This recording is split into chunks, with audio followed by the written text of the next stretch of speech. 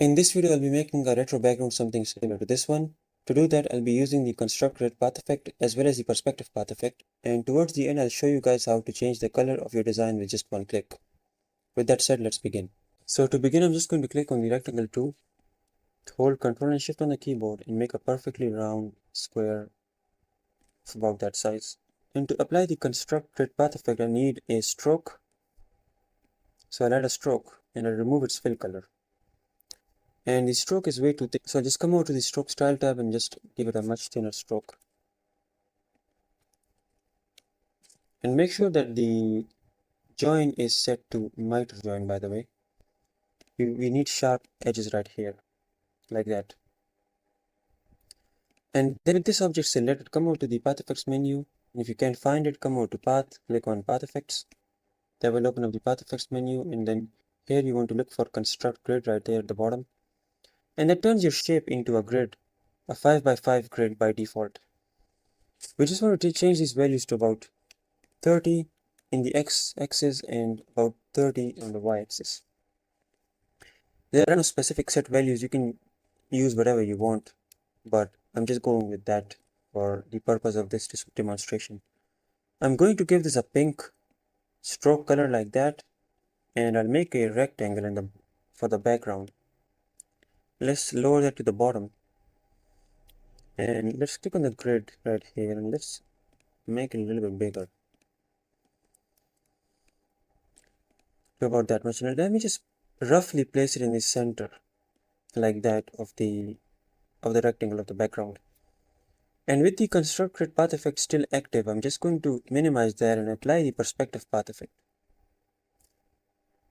And from here, I want to make sure that the mirror movements in vertical axis is checked. I'll press N to get the nodes tool, click on this node right here and drag it on the horizontal axis or something like that right there. I just want to make it really wide, roughly on the horizontal axis. So let me zoom out and let's make it really wide like that. Let's zoom in to have a look. I'm also going to make sure that the starting points are also outside of the actual rectangle, something like that. Let me zoom out again and let's make this even wider. And now if you want, you can go back to the construct grid path effect and we can actually increase the grid size to about 40, and let's go with 40 in the vertical axis as well. And that will mess up the positioning, but that's okay. With that selected, hold shift on the black rectangle. With them both selected, come over to the align and distribute menu and let's center them on the vertical axis like that. And that right there looks pretty good. That right there is more or less what we're looking for. I just want to make the perspective a little bit wider. So come back over to the perspective and let's just make it a little bit wider. And I think that right there looks pretty nice. So with that grid selected, come over to path, click on object to path. And I will finalize it and remove the path effect. And the next thing I want to do is I want to click on the background, the black rectangle, Ctrl D to duplicate that, hold shift on the grid, right click and set clip to clip it to just the rectangle right there. And right there we've clipped the grid into the shape of this rectangle. And now what I want to do is select the grid, press Ctrl D and duplicate that.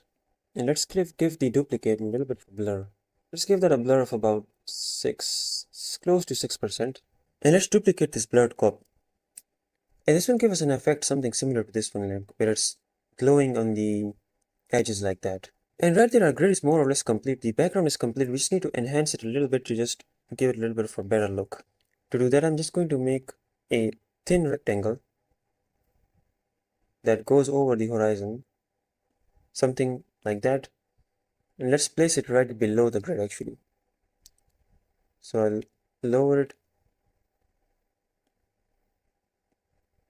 right there. I'll place it right about there. And once I've done that, I can give this a little bit of a blur. And let's give this rectangle a blur of about 8%. And now with this white rectangle selected, I'll press Ctrl D and duplicate that and make it bigger like that. Let's make it like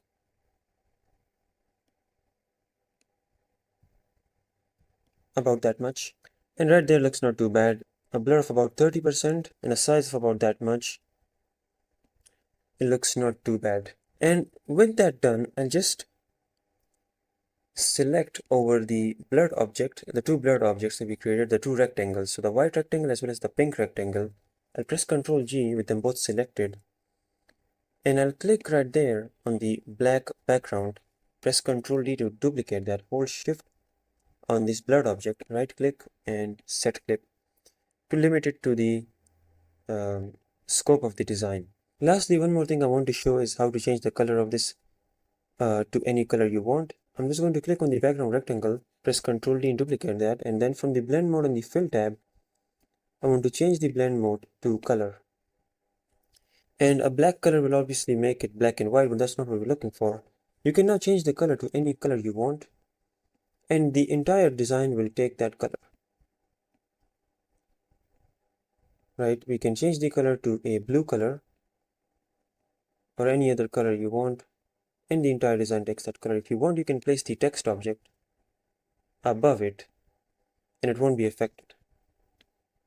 You can give it a, sorry, let me select on the rectangle. You can give that a cyan color or any other color you want.